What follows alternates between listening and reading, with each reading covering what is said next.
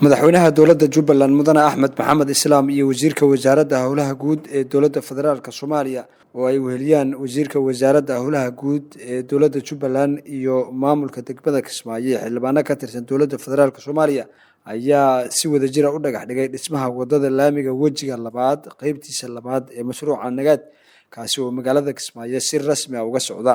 madaxweynaha ayaa dhagax dhiga kadib la hadlay warbaahinta waxaana si guud ugu mahadceliyay qaybaha kala duwan ee shacabka ku dhaqan magaalada Kismaayo oo uu ku amaanay sida wanaagsan ay u fuliyeen awaamirtii uga timid dowladda hoose taasi oo ahayd in guryaha wadada gudaha u soo galay dadkii lahaa ay baneeyaan si loo hirgeliyo wadooyin muhiim u ah bulshada. madaxweyne Axmed Maxamed Islaam ayaa sidoo kale sheegay in marka ay dhamaadaan dhismaha wadooyinka hadda socda dib u habeyn iyo dayactir ballaaran lagu sameyn doono wadadii hore ee halbowlaha u ahayd magaalada Kismaayo taasoo hadda laga dareemayo saameynta ay ka dhaxashay marxaladihii kala duwanaa ay soo martay. marka waxaan aad uga mahadcelinayaa ficlan mashruucani inuu sidii uu yahay u socdo bacdallaahi waxaa sabab u ahaa dadka shaqada ku jiray.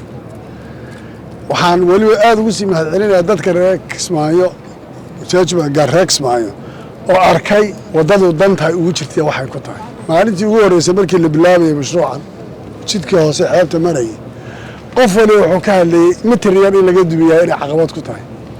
maantana dadku iyaga ka hadlaya qolo maalmaha qaarkood canaana badan iyo wax badan habaar soo duubaysay ducadoodu waxay ka badantay habaarkoodii iyagaasna saxaya sababtoo qofku wixii waxay u yeeshay macnay u samaynaysa. mashruucani markaa wasiir aad baad ugu mahadsantihiin.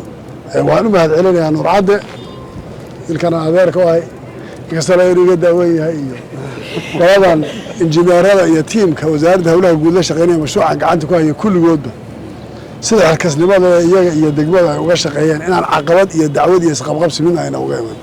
waxaan rajaynayaa ciddii wax dhisan weydo oo dhan inaan annaga lanoo soo shifti gareeyo. annagaa diyaaro waan xaaqaynaa haddii la xataa magaalada kulligeed hala baneeyo laamiga laga dhigaya diyaar baanu nahay. aad baad u mahadsantihiin.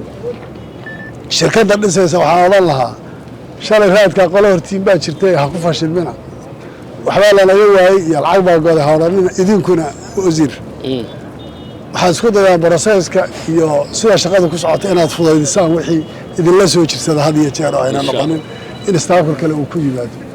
aad iyo aad baad u mahadsantihiin. waxaan rajaynayaa inaan wadooyinka dhammaystiri doono.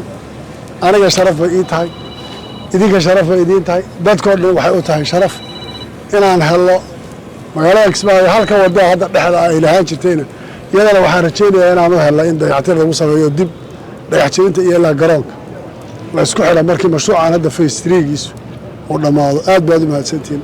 Sabriya Soomaali warbaahinta Jubbaland magaalada Kismaayo.